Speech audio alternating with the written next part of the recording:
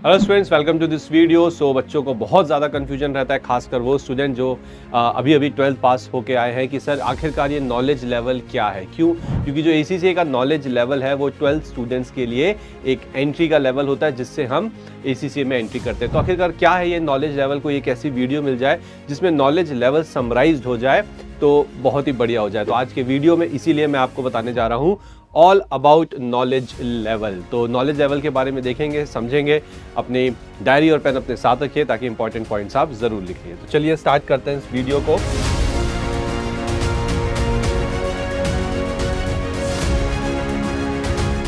इसके अंदर सबसे पहले CBE यानी कि जो नॉलेज लेवल है वो पूरी तरह से कंप्यूटर बेस्ड एग्जामिनेशन है। ACCA के सारे पेपर, चाहे वो स्किल के हो चाहे वो प्रोफेशनल लेवल के हो, वो कंप्यूटर बेस्ड ही होते हैं। इसके बाद यहाँ पे जो एक एग्जाम होगा नॉलेज लेवल का, वो होगा आपका 100 मार्क्स का।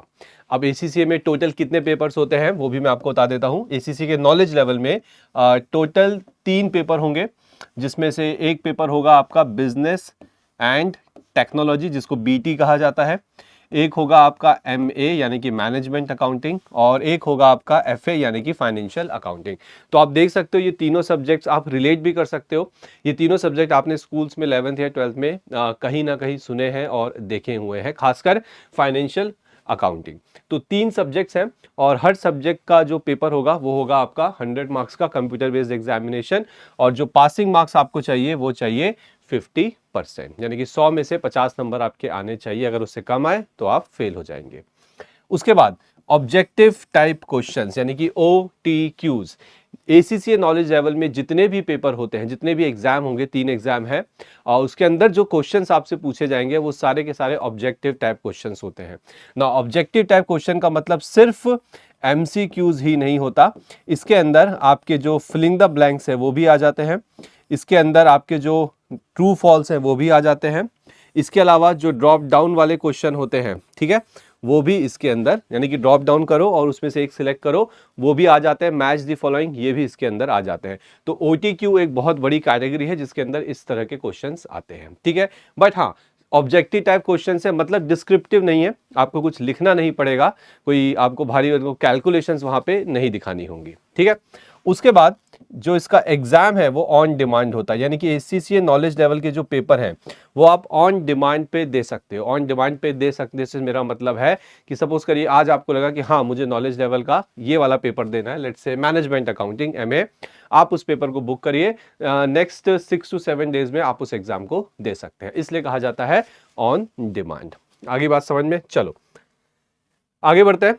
नाउ इसके बाद मैं बात करूंगा पेपर पैटर्न की। ध्यान से देखिएगा, नॉलेज लेवल के जो पेपर है उनका जो पेपर आएगा आपको एग्जाम में वो 2 सेक्शंस में डिवाइड होगा, सेक्शन A और सेक्शन B।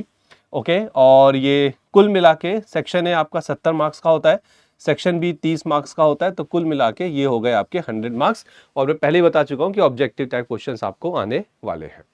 उसके बाद 3 to 4 months to cover the syllabus. जब आप पढ़ने बैठेंगे, ध्यान सुनिए, सपोज करिए आपने आज अपनी पढ़ाई करी नॉलेज लेवल की, तो ये जो 3 सब्जेक्ट्स की मैं बात कर रहा हूँ, ये 3 सब्जेक्ट्स आप बहुत आराम से 3 से 4 महीने के अंदर कवर कर सकते हैं। It's not a big task, बहुत ईजिली आप इसे कवर कर सकते हैं, और अगर थोड़ी स्पीड से करें तो शायद 4 से 5 महीने में आप इसके एग्जाम देख के भी क्लियर कर सकते हैं, ठीक है। उसके बाद जो एग्जाम फीस है नॉलेज लेवल की वो है 9,000 से 10,000 रुपए पर एग्जाम। ध्यान रखना, मैं यहाँ पे आपको रुपीज में अमाउंट बता रहा हूँ, ना कि पाउंड्स में। तो पर एग्जाम यानी कि एक एग्जाम की जो फीस है वो 9 से 10,000 के बीच में लाई करती है, डिपेंडिंग कि आप किस एग्जामिनेशन सेंटर में जाके एग्जाम दे रहे हैं। बट हाँ, इसके जो एग्जाम होते हैं वो रिमोट एग्जाम भी हो सकते हैं, यानी कि आप इसके एग्जाम्स को घर से भी दे सकते हैं, ठीक है। उसके बाद एंट्री टू स्किल लेवल, यानी कि जब आप नॉलेज लेवल कंप्लीट कर लेंगे, वो सारे स्टूडेंट्स ओके जिन्होंने नॉलेज लेवल कंप्लीट किया, इसके बाद आपकी एंट्री हो जाती है ACCA स्किल लेवल पे। और जब स्किल लेवल हो जाता है तो आपको पता ही आप प्रोफेशनल लेवल पे आते हैं। जब प्रोफेशनल लेवल हो जाता है तो आप ACCA के एक क्वालिफाइड मेंबर बन जाते हैं। सो आई होप यहाँ तक का जो वीडियो था वो आपको समझ में आया, आपने अच्छे से देखा कि आखिरकार जो हमारा ACCA का नॉलेज लेवल है उसकी क्या डिटेल्स है।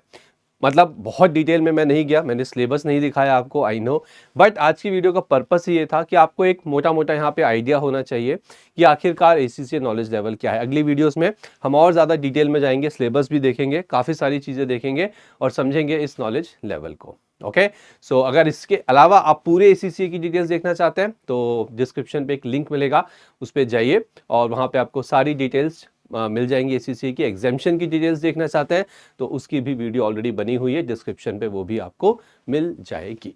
Thank you very much and all the best.